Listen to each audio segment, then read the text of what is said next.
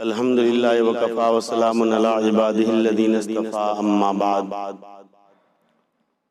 فاعوذ باللہ من الشیطان الرجیم بسم اللہ الرحمن الرحیم یا ایھا الذین آمنوا قوا انفسکم واہلیکم نارا وقودھا الناس والحجارہ۔ برادران اسلام، اللہ رب العزت نے انسان کو بے شمار نعمتوں سے نوازا ہے۔ ہم اس کی نعمتیں شمار نہیں کر سکتے۔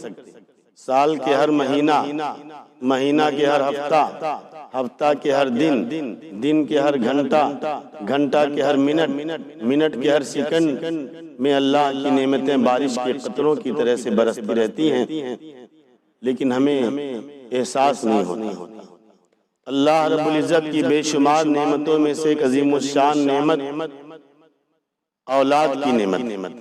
اولاد کو لخت جگر بھی کہتے ہیں، نور نظر بھی کہتے ہیں، رونق خانہ کا بھی نام دیا جاتا ہے، بڑھاپے کی لاٹھی کا نام بھی دیا جاتا ہے۔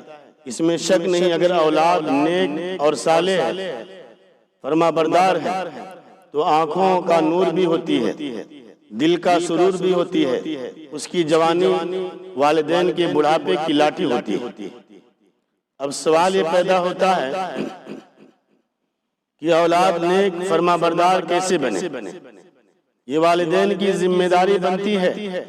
آج ہم اپنی اولاد کی ہر خواہش پوری کرتے ہیں، ان کی دنیا بنانے کے لیے اپنی آخرت تباہ کر لیتے ہیں، ان کے کیریئر کو بنانے کے لیے اپنا تن من دھن سب قربان کر دیتے ہیں کہ ہمارے لڑکے کا فیوچر برائٹنس ہو جائے، ان کا مستقبل روشن ہو جائے، انکم سورسز اچھے ہو جائے۔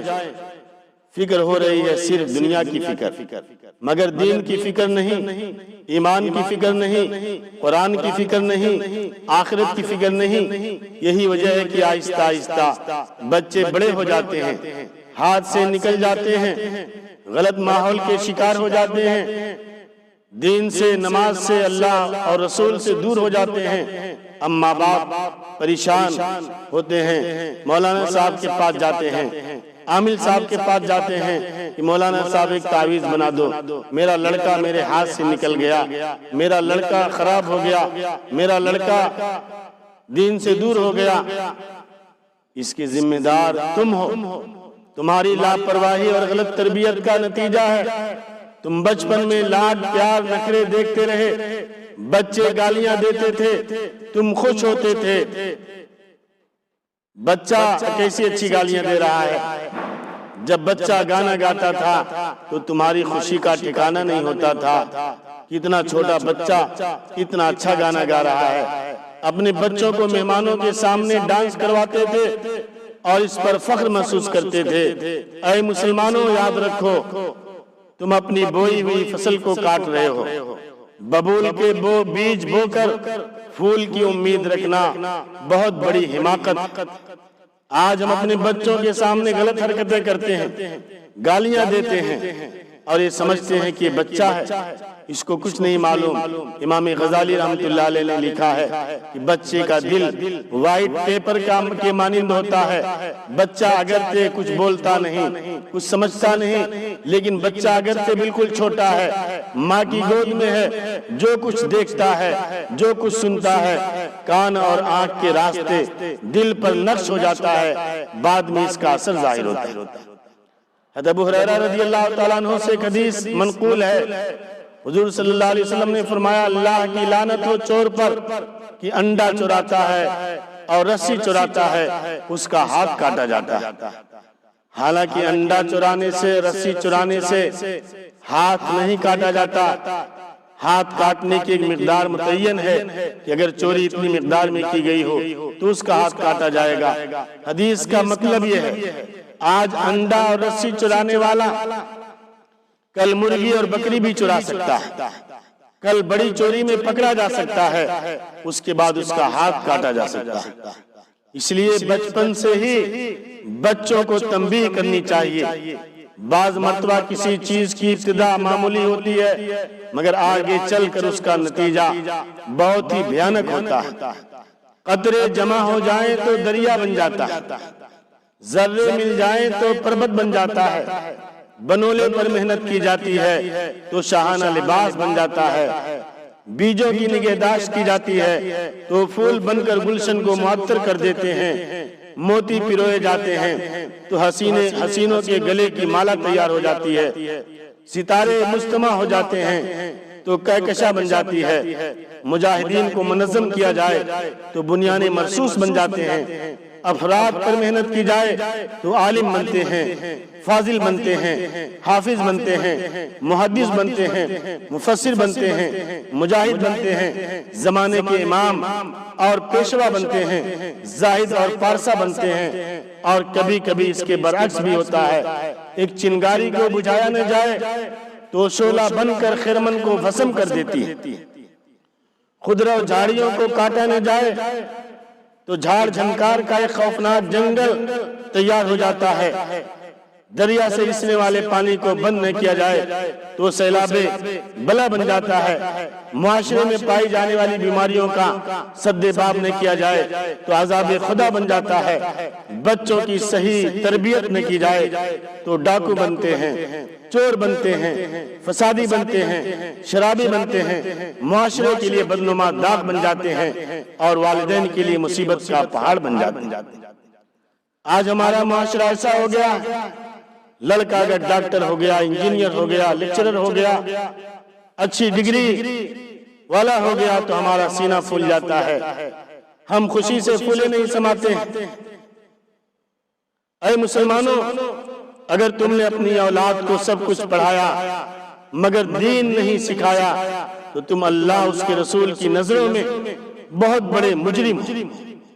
मौलाना तकी उस्मानी साहब मद्दजिल आली दुनिया के चंद उलमा में आपका शुमार होता है। एक साहब आपकी मजलिस में आए, बज़ाहिर बहुत ही दीनदार थे, तहज्जुद गुजार थे, सौम व सलात के पाबंद थे, शरई दाढ़ी थी, शरई लिबास था। आकर के उन्होंने अपने लड़के की तारीफ की कि मौलाना मेरा लड़का माशाअल्लाह बहुत अच्छा है, तालीम याफ्ता है, बहुत अच्छी जॉब उसको मिल गई है, अच्छे पैसे कमाता है, बहुत अखलाकमंद है, बहुत ही मिलनसार है और खानदान में काफी इज्जत है, खानदान का नाम रोशन कर दिया है। लेकिन मौलाना बस थोड़ा सा बेदीन है। उसने अपने लड़के की तारीफ की कि मेरा लड़का A to Z अच्छा है, बस मौलाना थोड़ा सा बेदीन है। ये जुमला कितना खतरनाक है। अरे खुदा के बंदे, अगर तेरा लड़का बेदीन है तो गोया कि वो जिंदा लाश है। अगर वो तेरे लड़के के अंदर सब कुछ है, दुनिया कमाना जानता है, पैसे कमाना जानता है, अच्छे अखलाक वाला है, अच्छी डिग्री वाला है, लेकिन खुदाए पाक की कसम अगर वो लड़का बददीन है तो इस्लाम की नजर में वो एक जिंदा लाश। इसकी तो ही मिसाल हुई, एक साहब के वालिद साहब की तबीयत खराब हो गई, बहुत ही ज्यादा सीरियस हो गए, आखिरी वक्त हो गया था, डॉक्टर को बुला कर लाया गया, डॉक्टर चेकअप किया, डॉक्टर चेकअप करने के बाद डॉक्टर ने रिपोर्ट दी कि आपके वालिद साहब की बॉडी सब ठीक, पेट भी ठीक है, सर भी सही है, हाथ पांव भी दुरुस्त है, नाक कान सब सही है, अलबत्ता बस रूह निकल गई। जिस तरह से रूह निकलने के बाद आदमी नहीं कहलाता, एक लाश कहलाता है, इसी तरह से अगर आदमी के अंदर से दीन निकल जाए तो गोया कि वो जिंदा एक लाश। लिहाजा मुसलमानों, अपनी औलाद की तालीम और तरबियत के बारे में सोचो। अल्लाह ताला फरमाता है, ईमान वालो, या अय्युहल्लज़ीना आमनू क़ू अनफुसकुम व अहलीकुम नारा, ऐ ईमान वालो, तुम अपने आप को और अपने अहलो अयाल को जहन्नम की आग से बचाओ। अगर तुम दीनदार हो, तहज्जुद गुजार हो, सौम सलात के पाबंद हो, लेकिन अगर तुम्हारा लड़का बेदीन है, बेनमाजी है, दीन से दूर है, अल्लाह उसके रसूल से दूर है, तो तुम्हारे लिए लम्हे फिक्रिया है। कल क़यामत के दिन यही औलाद अल्लाह ताला की अदालत में हमारा गिरेबान पकड़कर अल्लाह ताला के सामने पेश करेगी कि अल्लाह, मेरा एक बाप था जो मुझे दुनिया कमाना तो सिखाया था, پیسے کمانا تو سکھایا تھا، بزنس کے بارے میں بتایا تھا، لیکن مجھے دین کے بارے میں کچھ نہیں بتایا تھا۔ کل قیامت کے دن ہم مجرم کہلائیں گے، اللہ اس کے رسول کی نگاہوں میں ہم ذلیل ہوں گے اور اللہ تعالیٰ کے یہاں پکڑ ہوگی۔ لہذا ہم سب کی یہ ذمہ داری بنتی ہے کہ ہم سب سے پہلے اپنے بچوں کی بنیادی تعلیم پر توجہ دیں، اسلامک بیسک جنرل نالج ان کو سکھائیں، ان کو سچا اور پکا موحد اور مسلمان بنائیں۔